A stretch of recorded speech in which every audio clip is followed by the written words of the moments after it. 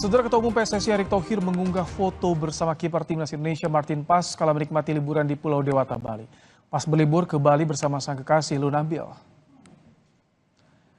Erick mengunggah sebuah foto ketika berada di Bali bersama Paes, penjaga gawang yang sudah memperkuat Indonesia dalam 6 laga fase ketiga kualifikasi Piala Dunia 2026 itu sedang berlibur di Pulau Dewata.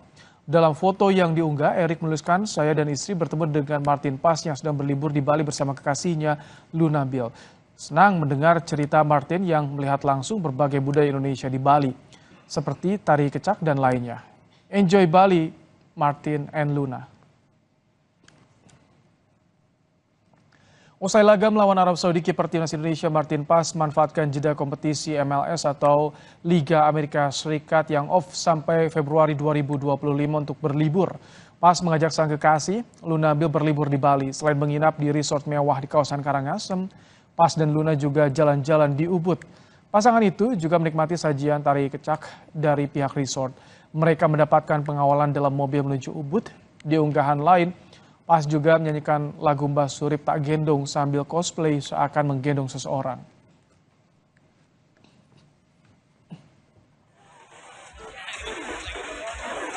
Sementara itu, Ketua Umum PSSI Erick Thohir buka suara soal pemain yang akan diturunkan dalam ASEAN Championship 2024.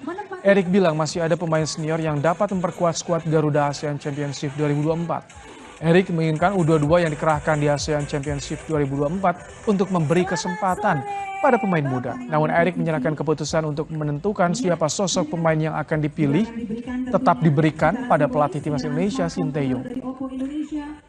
Ini sebuah program berkelanjutan. Ini kesempatan juga pemain muda kita U22 bisa mulai menggantikan para pemain senior kita yang sudah di atas U23.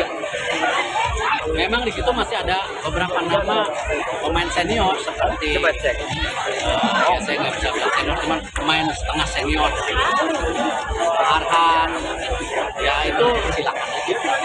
Saya sih inginnya pemain U22 yang dipanggil semuanya U22 ya, supaya kita mempersiapkan buat SEA Games. Tapi kan kembali kan pelatihnya ya juga perawat.